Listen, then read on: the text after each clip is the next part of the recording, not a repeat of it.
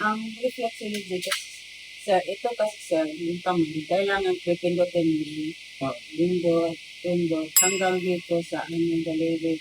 Kasi ito gamit natin sir sa mga, siyempre pag computer, Okay.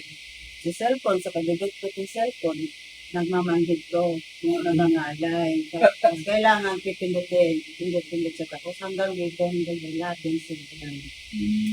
So, kaya kung mapindot na siya, kailangan may hagod siya, massage, para ma-relax na